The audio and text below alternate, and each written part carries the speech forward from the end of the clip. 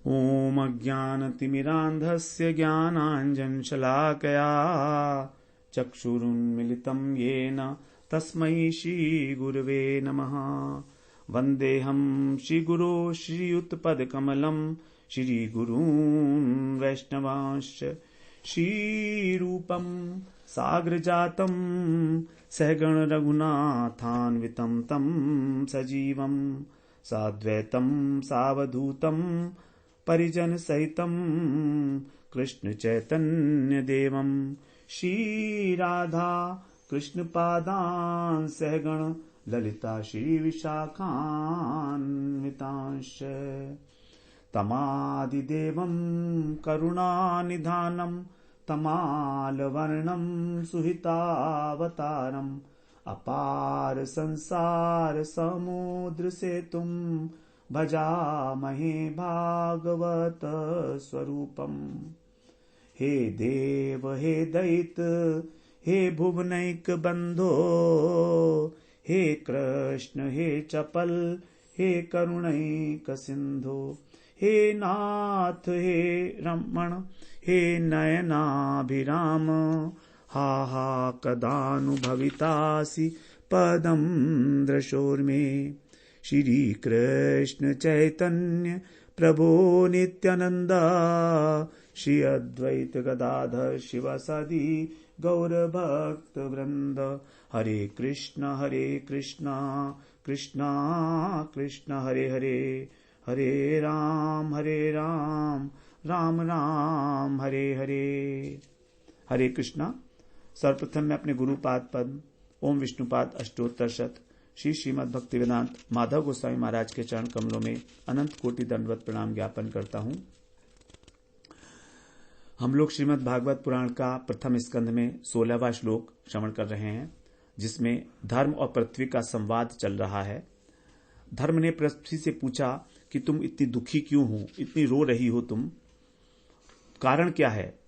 तो अनेक प्रकार से धर्म ने कहा कि क्या यज्ञ नहीं हो रहे हैं आजकल, यज्ञ का लोप हो गया है, अथवा शूद्र राजा तुम्हारे ऊपर शासन कर रहे हैं, अनावृष्टि हो रही है, पति लोग पत्नियों की रक्षा नहीं करते, माता पिता संतान के प्रति क्रूर हो गए हैं, शूद्र राजा जो हैं वही शासन कर रहे हैं, शूद्र जो हैं, और अनेक अनेक प्रकार से जो सरस्वती है उसका सम्मान नहीं हो रहा है ब्राह्मणों के द्वारा, क्योंकि ब्राह्मण जो है सदाचार संपन्न नहीं रह गए हैं। तो यहां पर सबका ही असद व्यवहार है कलिकाल के अंदर, और सभी लोग जो हैं दुखी हो रहे हैं। तो जब धर्म ने ये प्रश्न पूछे हैं तो पृथ्वी कहती है कि आप जो मुझसे पूछ रहे हो सब जानते हो आप, क्योंकि धर्म के भी तो 3 पैर टूटे हुए हैं। तो धर्म के 3 पैर टूटने के कारण धर्म पूछता है, पृथ्वी कहती है कि आप सब जानते हो इन बातों को, क्योंकि संसार के अंदर जो सद्गुण हैं वो उनका अभाव हो गया है। और सद्गुणों की पूरी लिस्ट जो है वो पृथ्वी महारानी बता रही हैं। 39 सद्गुण यहां पर बताए गए हैं कि किस प्रकार से पृथ्वी से सत्य, पवित्रता, दया, क्षमा, त्याग, संतोष, सरलता, शम, दम, तप, समता, तितिक्षा, उपरति, शास्त्र का विचार, ज्ञान, वैराग्य, ऐश्वर्य, शौर्य, तेज, बल, स्मृति, स्वतंत्रता, कौशल, कांति, धैर्य और कोमलता, मार्दवम, इनके विषय में हम लोग श्रवण कराए हैं। आज हम लोग आरंभ करते हैं इसके 28वें श्लोक से। प्रागल्भ्यम। प्रागल्भ्यम का मतलब है निर्भीकता। लोग बहुत डरपोक हो गए हैं अब, और प्रागल्भ का मतलब उदारता भी होता है, दोनों बातें हैं। तो निर्भीक नहीं रहे हैं। प्रश्रय का मतलब विनय संपन्न। उनके अंदर जो विनय है, लज्जाशीलता है, वो नहीं रही है। किसी बात की लज्जा नहीं है, ये गलत काम करने में जरा सा भी लज्जा का अनुभव नहीं करते हैं वो लोग। और इसके बाद कह रहे हैं शील का मतलब है उनका स्वभाव, और उनका जो स्वभाव है बहुत बिगड़ गया है, सुंदरता नहीं रह गई है स्वभाव में। शील बड़ा इंपॉर्टेंट चीज होती है जीवन में। जो शीलवान पुरुष होते हैं वो उनकी सब जगह पर उनका वो आदर किया जाता है। शीलता बड़ा इंपॉर्टेंट चीज है। सुस्वभाव, एक सुंदर स्वभाव, जिससे भी मिलें अच्छे प्रकार से मिलें, अच्छे प्रकार से बोलें, किसी का चित्त ना दुखाएं, प्रसन्न चित्त होकर रहें। फिर सह, सह का अर्थ है मन की शक्ति, मन की पटुता। सह, क्योंकि मन का स्वभाव है संकल्प करना, तो हमारे जो संकल्प हैं सब सद संकल्प हों, और वो तभी होंगे जब मन शक्तिशाली होगा। उसके बाद ओज, जो हमारी ज्ञानेंद्रिय हैं, इनके अंदर जो पटुता होती है, जो इनके अंदर शक्ति होती है, उसको कहा जाता है ओज। तो यदि हम अपनी इंद्रियों को गलत प्रकार से विषयों के अंदर इधर उधर संलग्न रखते हैं, तो ये ओज हमारा नष्ट हो जाता है। जीवन में गंभीरता नहीं रहती है। इधर उधर ताक झाक करना, इधर उधर की लोगों की बातें सुनना, बुराई करना, ये सब, इससे हम इंद्रियों को जब व्यर्थ के कार्यकलाप में लगाएंगे तो हमारा जो ओज है वो नष्ट हो जाएगा इंद्रियों का। शेर की इंद्रियां कितनी ओजशाली होती है, ओजस्वी होता है वो, कितना वो होता है, तेज होता है, तेज शेर। और बल में हाथी कहा जाता है, हाथी बलवान है। तो इंद्रियों की जो शक्ति है वो शरीर की शक्ति से ऊपर है, इंद्रियों के अंदर जो शक्ति है।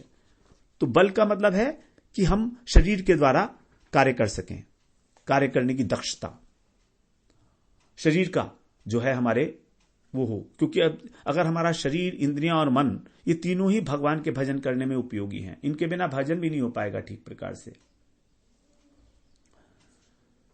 इसके बाद कह रहे हैं बल के बाद भगह, भगह का मतलब है गुण।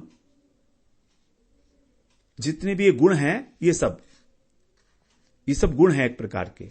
फिर इसके आगे कह रहे हैं गांभीर्यम, गंभीरता। जीवन में गंभीरता होनी चाहिए सागर की भांति। जैसे रामचंद्र जी के चरित्र में बताया जाता है, राम जी का गंभीर स्वभाव है। किसी प्रकार का क्षोभ उनके मन में उत्पन्न नहीं होता। उनको 14 वर्ष का वनवास दे दिया गया, राज्य सिंहासन होने वाला है, और 14 वर्ष का वनवास दे दिया उसी समय, लेकिन उसी प्रकार प्रसन्न चित्त, उनके चेहरे की जो मुस्कान है वो वही की वही है। गंभीर स्वभाव है उनका, चाहे कुछ भी हो। तो गंभीर व्यक्ति जो है वो जीवन में अच्छे प्रकार से निर्णय भी ले पाता है, क्योंकि उसका मन जो है उद्वेलित नहीं है। स्थैर्यम, मन की स्थिरता, बुद्धि की स्थिरता कहेंगे। मन की तो आगे शक्ति, बुद्धि की स्थिरता। हमारी बुद्धि अविचल हो, जो निश्चय कर लिया है वो कर लिया है। और निश्चय बहुत सोच समझ कर करना चाहिए। निश्चय तभी हमारा सार्थक हो सकता है जब हम शास्त्रों के अनुसार करेंगे, शास्त्रों की शिक्षा के अनुसार। अपने आप से कोई निश्चय किया तो वो हमारा मनोरथ होगा केवल, वो वास्तविक निश्चय नहीं हो सकता जीवन का। स्थैर्यम, भगवान ने भी गीता में बुद्धि की स्थिरता के ऊपर बहुत बल दिया है। स्थित प्रज्ञ बोला है उसको। आस्तिक्यम मतलब श्रद्धा, भगवान, गुरु, वैष्णव और शास्त्र, इन सब के प्रति अटूट श्रद्धा और दृढ़ विश्वास कि जो हमारे गुरु हैं, जो वैष्णव हैं, जो भगवान हैं, जो शास्त्र हैं, वो जो भी कहेंगे वो वास्तविकता है, वो सच है, क्वेश्चन नहीं उसके अंदर। कीर्ति का मतलब ख्याति सांसारिक रूप से। फिर मान का मतलब गौरव इत्यादि, जो पूजनीयता है हमारी। और अनअहंकृति, ये बड़ी इंपॉर्टेंट बात है। अनअहंकृति मानी निरहंकारता। तो किसी प्रकार का अहम भाव ना हो, मैंपने का भाव, क्योंकि इस मैंपने से ही हमारे अंदर मेरापन आरंभ होता है। और ये दोनों ही माया की वृत्तियां हैं, अनअहंकृति। एते, अब आगे कह रहे हैं 29वें श्लोक में, एते चान्ये च भगवान नित्या यत्र महागुणा प्रार्थ्या महत्वमिच्छद्भिर्न वियन्ति स्म करहिचित्। 29वें श्लोक में कह रहे हैं एते च अन्य च, हे भगवान अर्थात हे धर्म को संबोधित कर रहे हैं पृथ्वी जी। एते माने ये, च माने और, अन्य च दूसरे भी, इनके अलावा और भी, महत्वम माने महानता, इच्छत भी माने जो महानता चाहते हैं, अर्थात जो महत्वाकांक्षी पुरुष हैं उनके द्वारा, प्रार्थ्या माने अभिलषित,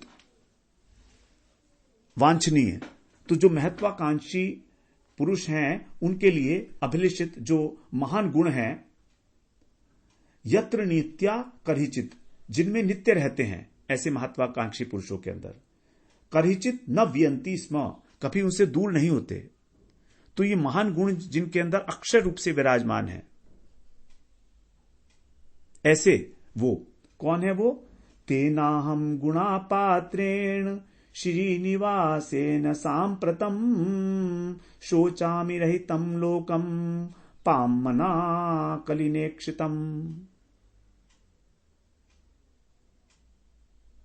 30वें श्लोक में कह रहे हैं कि तेन अहम, मैं उन गुणों के आश्रय, गुण पात्रेण, उन गुणों के जो आश्रय हैं, श्रीनिवासेन, भगवान कृष्ण ने, सांप्रतम माने इस समय, वर्तमान में, रहितम पापमना, रहित, इस समय जो पृथ्वी है ये रहित हो गई है भगवान कृष्ण से, और पापमना कलिना, कलयुग का विशेषण है पापमना, पापी, ये पापी कलयुग द्वारा ईक्षितम लोकम शोचामी, ये जो कलयुग है इसकी दृष्टि से, कुदृष्टि का शिकार हो गई है सारा संसार, लोकम, सारे लोग, सारा संसार इस कलयुग की कुदृष्टि से, क्योंकि ये पापी है ना, तो इसकी दृष्टि तो होगी नहीं, कुदृष्टि होगी, तो सबको ये गलत गलत कार्य के अंदर प्रेरित कर रहा है कलयुग, इसलिए मैं शोचामी, मैं चिंता कर रही हूं। तो धर्म ने जो बताया था वही बात, धर्म ने पहले ही कह दिया था कि आप क्यों चिंता कर रही हो, तो उसने एक ऑप्शन ये भी दिया था कि क्या इस धरती के ऊपर जो लोग हैं उन सब के अंदर किसी प्रकार का कोई सद्भाव, सदाचरण नहीं रहेगा, क्या तुम इसलिए शोक कर रही हो? तो वही बात यहां पर बता रही है पृथ्वी कि हां, इसीलिए मैं शोक कर रही हूं। तो कारण पृथ्वी के शोक करने का यह है कि भगवान चले गए हैं, उनके जाने से जो है सारे कलयुग ने प्रवेश कर लिया है, और ये कलयुग जो है सभी लोगों को कुदृष्टि से देख रहा है, अर्थात उनको प्रभावित कर रहा है अपनी पाप वृत्तियों के द्वारा। 31वें श्लोक में कह रहे हैं, आत्मानं चानुशोचामि भवन्तं चामरोत्तमं देवान् पितृऋषीन् साधून् वर्णास्तथाश्रमाम्। आत्मानं माने अपने लिए,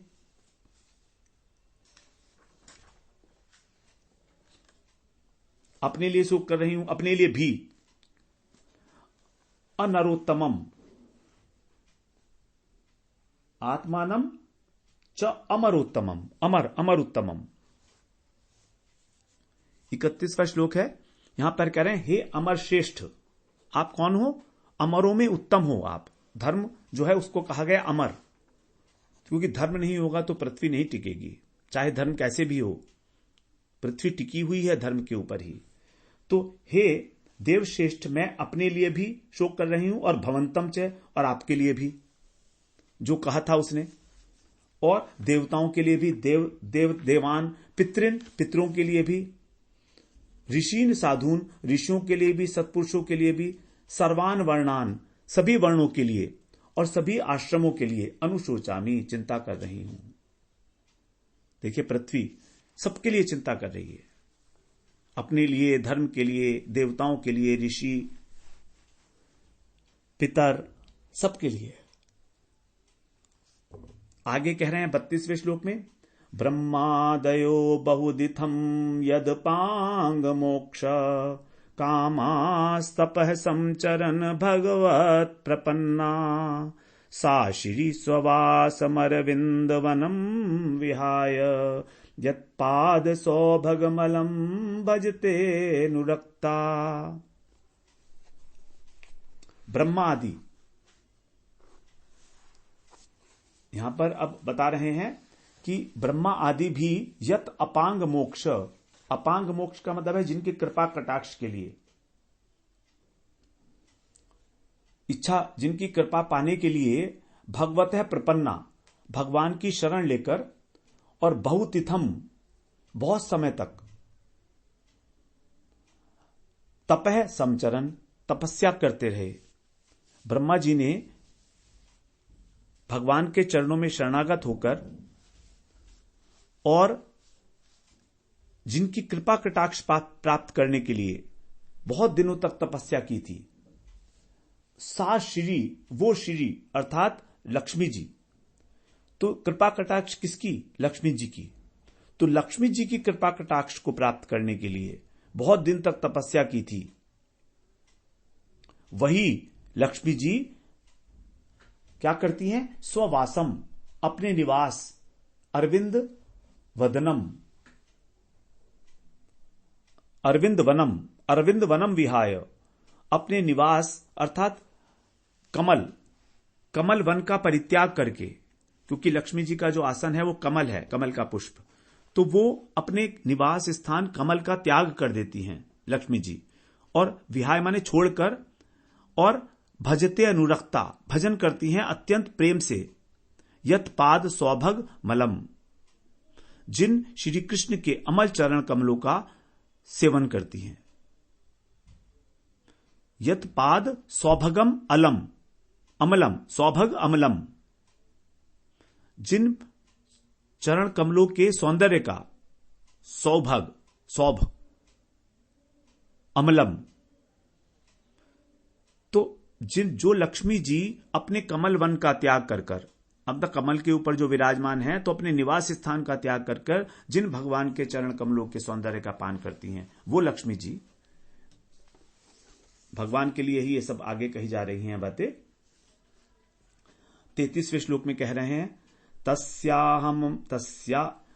तस्याहमब्ज कुलिशांग कुश के लुके तई श्रीमत्पदैर भगवतः समलंकृतांगी त्रीनत्यरोच उपलभ्य ततो विभूतिम लोकांस माम विसृजुदुत्य स्मृति यतीम तदन्ते। तस्य माने उनके, अहम माने मैं, अब्ज माने कमल, भगवान के। किसकी सेवा करती हैं? भगवान की सेवा करती हैं लक्ष्मी जी। तो मैं उनके, अब्ज माने कमल, उनके चरण कमल भगवान के, जो कैसे हैं? ध्वजा, वज्र, अंकुश और कमल के चिन्हों से चिन्हित हैं। केतु का मतलब है ध्वज, पताका।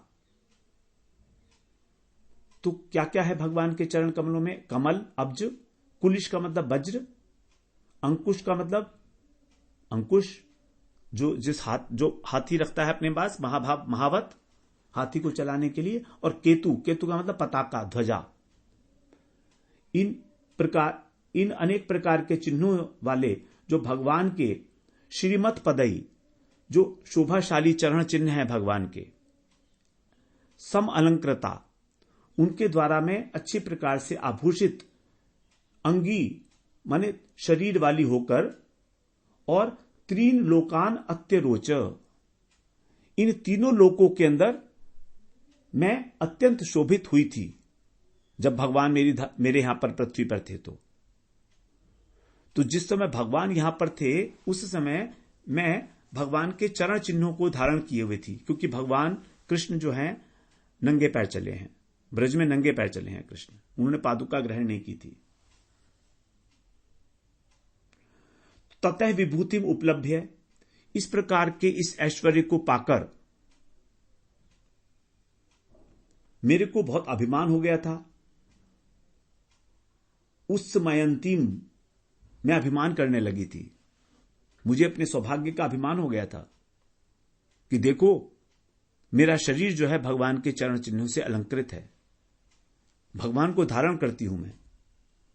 सततः माम अंते व्यसृजत, उन्होंने इसलिए मुझे अंत में छोड़ दिया। ऐसा लगता है भगवान ने मेरे उस अभिमान को चूर करने के लिए मेरा त्याग किया है। ये पृथ्वी का अपना विचार है, क्योंकि मैं अभिमान करने लगी थी और भगवान को अभिमान तो किसी प्रकार का भी प्रिय नहीं है। भगवान को सब कुछ अच्छा लगता है, अभिमान बिल्कुल नहीं। मोहि कपट छल छिद्र न भावा। नारद जी को अभिमान हुआ, उनका अभिमान चूर चूर कर दिया भगवान ने। जिस किसी को भी अभिमान हुआ है अपने भक्त को, अर्जुन को अभिमान हुआ कि मैं कुरुक्षेत्र के अंदर महाभारत का युद्ध मेरी वजह से जीता गया है, उनका अभिमान नष्ट कर दिया एकदम। जब घूमते घूमते उनको लेकर गए थे भगवान और उससे मिलवाया था उन्होंने, जिसको अब श्याम खाटू बोले जाते हैं। तो इस प्रकार से वो कथा आती है एक बर्बरी की। उसने बताया था कि वास्तव में जो महाभारत का संग्राम था वो कृष्ण ही लड़ रहे थे केवल एकमात्र, और कोई भी नहीं लड़ रहा था। न कौरव लड़ रहे थे और न पांडव लड़ रहे थे, कृष्ण ही लड़ रहे थे, केवल कृष्ण ही मार रहे थे कौरवों को। पांडवों ने तो किसी को भी नहीं मारा है, उसने साक्षात देखा था। महाभारत का युद्ध देखने वाला एक वही था, बर्बरी। तो उसी की आजकल के समय में पूजा की जाती है श्याम खाटू के नाम से। तो ये कह रहे हैं कि उस अभिमान को भगवान ने मेरे चूर करने के लिए मेरा त्याग कर दिया है। अत्यंत शोकातुर हैं यहां पर धरती माता। अब आगे कह रहे हैं, यो वै ममाति भरमा सुरवंश राज्ञा मक्षौहिणी शतम पानुददात्म तंत्र त्वां दुस्थमून पदमात्मनि पौरुषेण संपादयन् यदुषु रम्यम विभ्रदमंगम। वै मम, वही माने अहो, कितनी आश्चर्य की बात है कि मम अति भरम, अति भार वाले जो असुर वंश के राजा थे, उनकी 100 अक्षौहिणी सेना, अक्षौहिणी शतम, 100 अक्षौहिणी सेना को यह आत्मतंत्र, जिन्होंने परम स्वतंत्र होकर, भगवान कैसे हैं, परम स्वतंत्र हैं, आत्मतंत्र, उनको कोई प्रकार, किसी प्रकार का कोई व्यक्ति नियंत्रण में नहीं कर सकता, वो अपने आप ही अपने नियम में बंधे हैं भगवान। तो इस प्रकार के परम स्वतंत्र भगवान ने असुरों का संहार करके अपानुदत दूर कर दिया। दुस्थम उन पदम, कुड़ते हुए,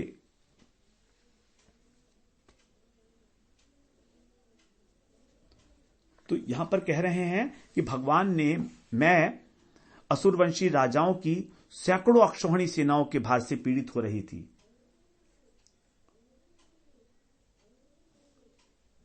उनको भगवान ने नष्ट कर डाला। और तुम अपने 3 चरणों के कम होने से मन ही मन कुढ़ रहे थे। दुस्थम का मतलब होता है दुस्थम, मतलब पीड़ित हो रहे थे, अच्छा नहीं लग रहा था तुमको। उन पदम, कम पैर वाले, क्योंकि अब तुम्हारे 3 पैर कम हो गए हैं, तो इसलिए उन पदम कहा। त्वाम पौरुषेण, और पुरुषार्थ से अपने भीतर ही संपादयन, उन्होंने अपने पुरुषार्थ से तुम्हें पुनः सब अंगों से पूर्ण और स्वस्थ कर दिया था। तो जिस समय भगवान थे उस समय यहां पर कलयुग के भी 4 पैर थे, अपने पुरुषार्थ से भगवान ने उसको पूरा कर दिया था, 4 पैर वाला बना दिया था। यद्यपि सतयुग में 4 पैर होते हैं धर्म के, त्रेता में 3, द्वापर में 2 और कलयुग में 1, लेकिन भगवान ने अपने पुरुषार्थ से अपने समय में धर्म को परिपूर्ण कर दिया था, पूरे पैर बना दिए थे उसके। ऐसे भगवान ने यदुषु रम्यम अंगम अभ्रवित, यदुवंश के अंदर उन्होंने अपना जो रमणीय शरीर था, उनका वपु था, विग्रह था, उसको धारण किया था। तो उन भगवान का जो विरह है वो कौन सह सकता है।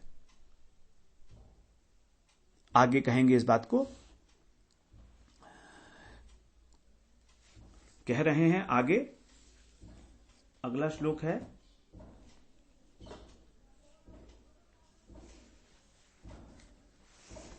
कावा सहेत विरहम पुरुषोत्तमस्य प्रेमावलोकरुचिरे स्मितवल्गुजल्पै स्थैर्यं समानमहरन् मधुमाननीनां रोमोत्सवो मम यदंग्रिविटंकितायाः। भगवान का बता रहे हैं जो कैसा रमणीय शरीर है, रम्य अभिभ्रद रम्य शरीर, अंगम माने उनका शरीर। भगवान ने क्या किया था? प्रेम अवलोक, प्रेम पूर्वक जो निरीक्षण था भगवान का, भगवान की जो दृष्टि थे, चितवन थी भगवान की, उन्होंने प्रेम से परिपूर्ण चितवन और रुचिर स्मित मनोहर मुस्कान और वल्गु जलपई मधुर संभाषण, मधुर वचन से उन्होंने क्या किया था? मधुमानी नाम, जो मधुमयी मानिनी है, मधुमयी मानिनी मतलब सत्यभामा इत्यादि, ऐसी जो कामनियां हैं भगवान की, महिषियां हैं द्वारका की, उनका जो मान और उनकी जो धैर्य था उसका आहरण छीन लिया था। ना तो उनमें मान रहा था और ना उनके अंदर स्थैर्य मतलब धैर्य। तो धैर्य और मान को, उन महिषियों के मान को छीन लिया था। कैसे? भगवान ने अपने प्रेम पूर्वक अवलोकन से, मनोहर मुस्कान से और मधुर वचनों से। यत अंघ्रि विटंकिताया, जिनके चरणों से चिन्हिता, विटंकिताया, जिन्होंने मुझे अपने चरणों से चिन्हित कर रखा था, क्योंकि मैं उनके धूलीकर्ण के जो पराग है उससे अंकित थी, चरण चिन्ह अलंकृत थे मेरे ऊपर। तो मम माने मुझे, रोमोत्सवो रोमांच होता रहता था जब भगवान यहां पर थे। पुरुषोत्तस्य विरहम का वा सहेत है, उन पुरुषोत्तम का विरह कौन ऐसा है जो सह सकती है। भगवान उन्होंने महिषियों तक को उनका धैर्य और उनका मान जो है अपनी दृष्टि से, अपनी मनोहर मुस्कान से और अपने मधुर वचनों से हरण कर लिया था। तो फिर मुझ जैसी जो स्त्री है, जो हमेशा रोमांचित रहती थी उनके चरणों का स्पर्श पाकर, वो किस प्रकार से इस विरह को सह सकती है भगवान के।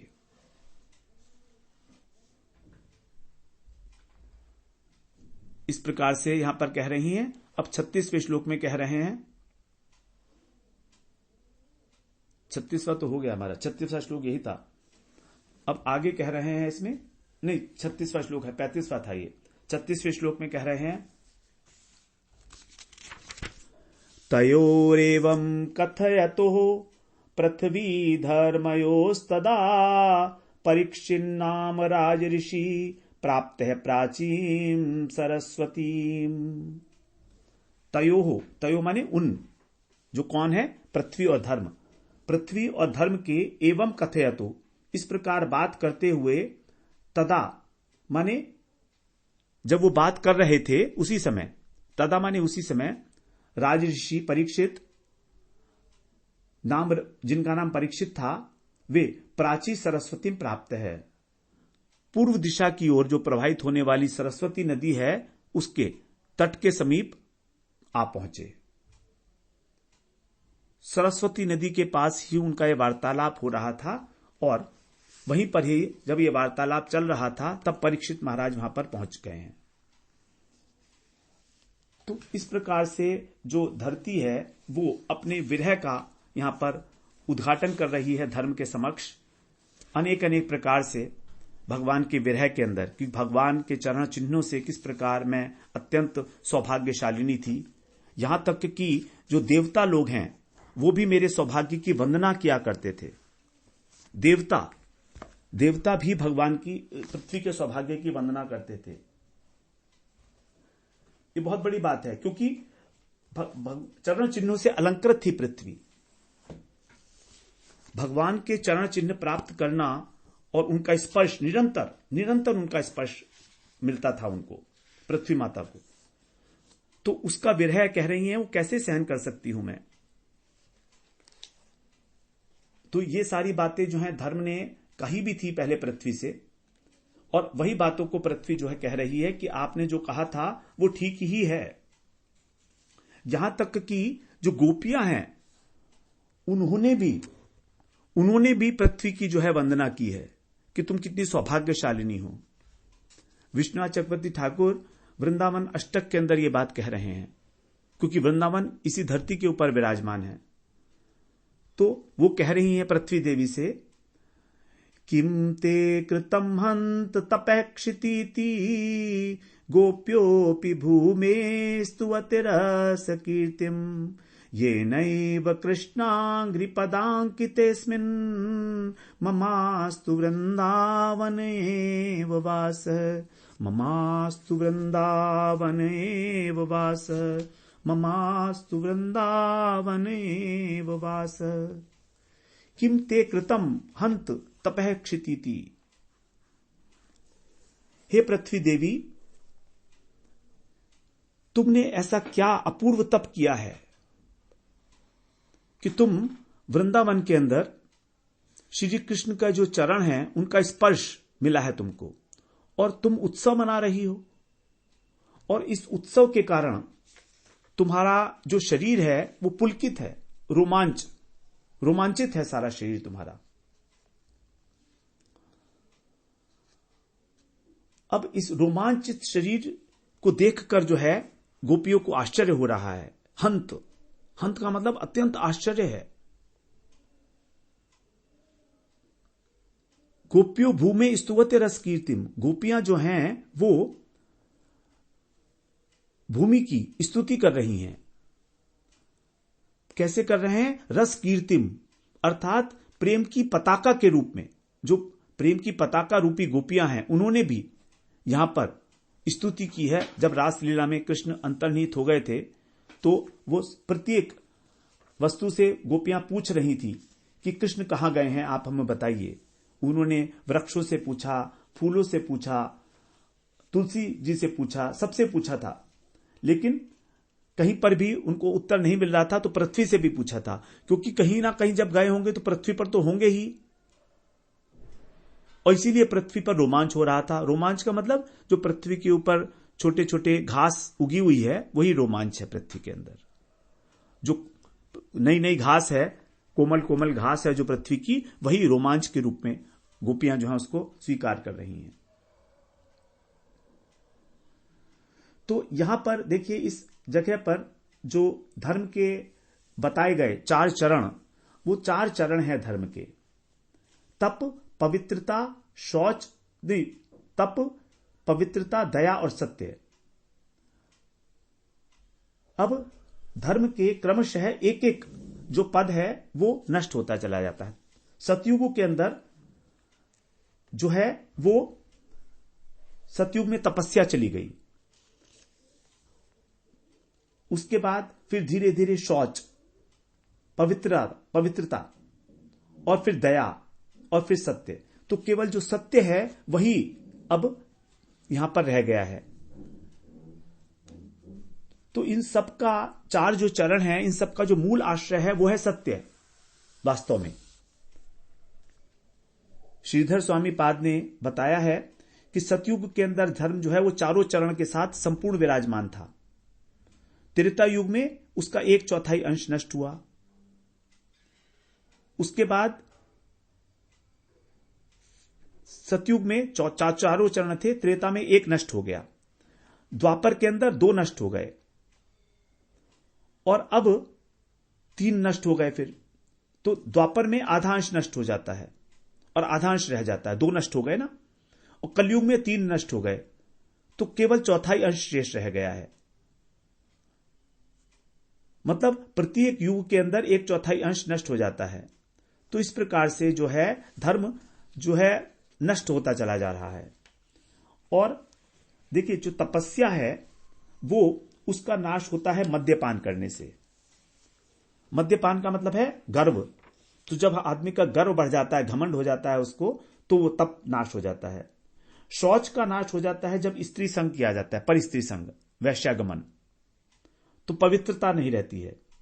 और मांस खाने से दया नष्ट हो जाती है, जीव हिंसा होती है उसमें, किसी को दुख देना जीव को, तो इससे हमारा जो दया नष्ट हो जाती है मांस खाने से।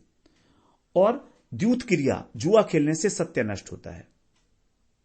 इसीलिए जो इस्कॉन में भी 4 रेगुलेटिव प्रिंसिपल्स हैं वो इन्हीं को लक्ष्य करके बताए गए हैं।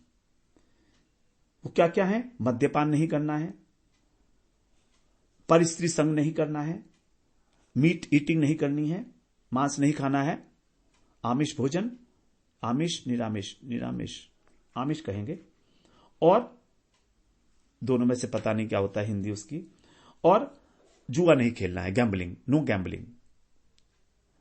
तो क्योंकि ये 4 चरण हैं जो इनको क्रमशः नष्ट करते हैं।